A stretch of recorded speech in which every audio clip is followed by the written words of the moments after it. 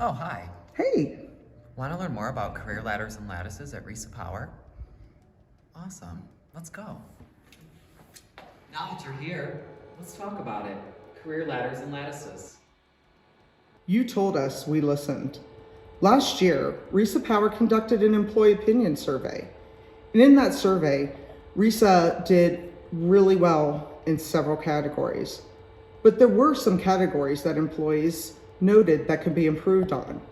Those were Career advancement opportunities, coursework, certification, and on-the-job training. One RESA core competency is we focus on growth. Outlining, communicating, encouraging career development for employees is one way we support this value to grow the company and employees. Career ladders and lattices supports that core value. So how does someone grow? There are 4 ways. Vertically, geographically, laterally, and diagonally. One example of a vertical career path is Les McManaway. Les started at our Michigan facility in 2008 as a Power Systems Tech 1. Through study and constant learning on the job, Les received his NETA 2 and NETA 3 level certifications. After 5 years in tech roles, Les was promoted to a project manager. Les excelled as a PM and continued to complete PM roles and tech duties and started to take management courses. At Les's 10-year anniversary mark with the company, he earned an operations manager title and completed ops manager duties. In this role, he continued to take management courses that were supported by RESA. After 11 years of service with the company, Les was named general manager of his location and took over total responsibility for the Michigan facility. Today, Les is a top-performing general manager and has responsibility for Michigan and the Ohio territories. He is known for his expertise, ability to problem solve, operational creativity, and supporting one RESA initiative. One example of a geographical career path comes to us from Tennessee. Dan Arnold opened a new location in Nashville. Steve Yanakura, production supervisor from San Jose, was interested in moving to Nashville.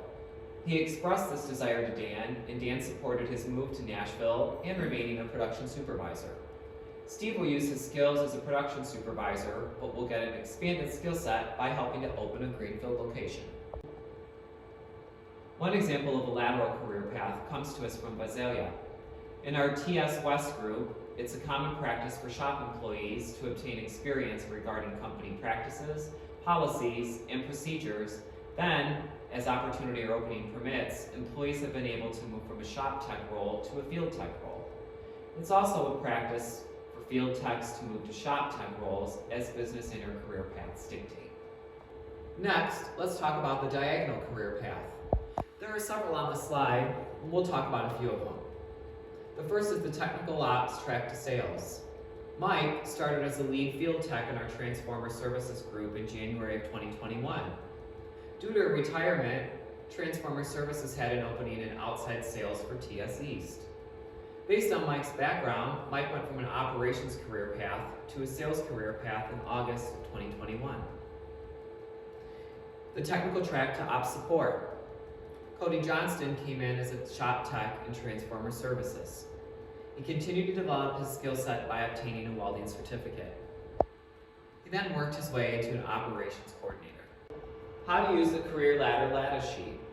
Many of you have seen this already, and this will also be posted on the UKG homepage. Each of the categories in the worksheet is the minimum for the job. Candidates cannot be considered unless they meet these minimums. Education. Note that experience can be used for equivalency. Each year of education required equals 2 years of experience. Additionally, experience for the job. This is a similar experience to the role, not general experience in the working world. Exempt to non-exempt. This is the legal FLSA classification for the job. Anything below the red line is eligible for overtime. Anything above the red line is exempt from overtime. And lastly, responsibility level. This is a general guideline for the level of responsibility, and please refer to the job description for more detail. Again, one of RESA's core competencies is we focus on growth. RESA promotes and encourages growth of employees to build skills, create a greater understanding of different positions in RESA, and to give opportunities to attract and retain talented individuals. Tools to promote and encourage growth include communicating the internal job application process, creating career ladders so employees are aware of possible job opportunities and minimum requirements for the job, promoting certifications, and supporting employees in obtaining certifications, tuition reimbursement, and/or sponsoring training programs, and communicating and promoting career development discussions in the performance review process. Hey Preston, it's Marla from Visalia. Great, I want to move. What now? Thanks, Marla. The first thing you should do is schedule a time to talk to your manager. Discuss your current role and roles that you're interested in. You and your manager will have access to career pathing aids. You and your manager can discuss on-the-job projects, training, or an education that'll help prepare you for your next role. Please note the performance review period is also a great time to discuss your career and career goals. Your manager can also review staffing plans for the location regarding when and if additional job opportunities will be available. And don't forget to call a member of the HR team to discuss training and education options. Oh, hi, come on in. Let's talk about training. Have a seat. RESA Power provides a variety of avenues for employees to receive formalized training. RESA U is just not for your regulatory training. There's also self-paced training that's specific to our industry. Don't forget, RESA sponsors a variety of certificates. One, the NETA. Don't forget that this has been highlighted on the UKG homepage and also in a Good News blog. And lastly, RESA does sponsor tuition reimbursement for our non-union employees. And there is classroom training available for our union locations. The company is proud to roll out an exciting new program. It's called AMP. Did you ever wonder what that stood for? It stands for Apprenticeship and Mentoring Program. This program has 3 tracks: Breaker Tech, Testing, and Transformer Services. You'll hear more about this later this year.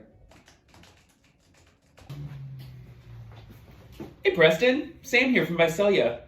Okay, I've worked with my manager to develop, and boy, am I ready. Now what? Thanks, Sam. In order to move, you must apply for an open position, interview, and if you're the most qualified candidate for the job, you will be offered the position. Don't forget to check out the RESA Power career page with all of our open positions, and all the steps to this process will be loaded to the UKG homepage. I have the qualifications to be an outside salesperson, but that position isn't available in my location. What can I do? Thanks for the question, Rhonda. Each RESA location staffs and budgets for position based on business need. If you're qualified for a position and the position is not available at your location, you can wait for the position to be open, or if you're prepared to move now, inquire about positions in another business unit or location. Don't forget to check out all of our open positions on the RESA Career webpage, or let HR know of your interest. Will the company only look at internal candidates? Thanks for the question. RESA will solicit internal and external candidates for openings. All internal candidates will have an opportunity to interview for the opening that he or she applies to, as long as they meet the minimum requirements for the position. In case there's an equally qualified internal and external candidate, the internal candidate will be awarded the opportunity. If I am the best fit for a position and receive an offer letter, when can I expect to transfer? Transfers to different positions and locations will usually occur within 2 to 4 weeks after accepting the updated job offer. No, some transfers can be sooner or go through a longer transition period based on business need. Details will be discussed with you and plans will be developed for a smooth transfer. Will I automatically get an increase if I apply and receive a job offer for an open position? Not necessarily. It depends on the market, the experience, and peer benching. How often can I apply for new opportunities? You must be in your current role for 6 months and be in good standing before applying for a different opportunity. I don't currently meet the requirements listed on the ladder. Am I going to lose my job or be demoted?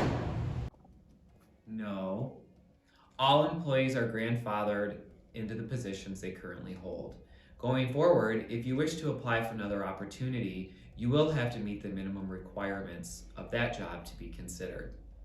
Talk to your manager or HR on how you might become qualified. This job requires a degree. I don't have one. Can I still apply? You can, so long as you meet the equivalency requirements, which are 2 years of experience for every year of education required, in addition to the job experience requirements.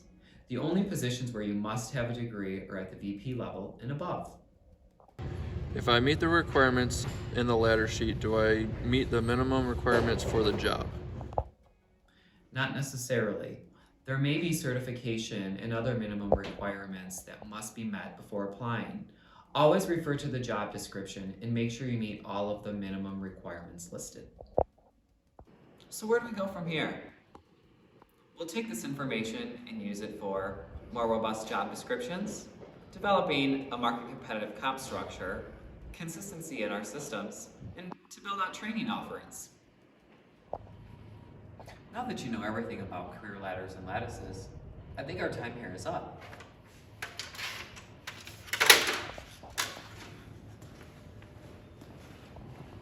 you have any question, don't be afraid to see your manager or contact a member of the HR team.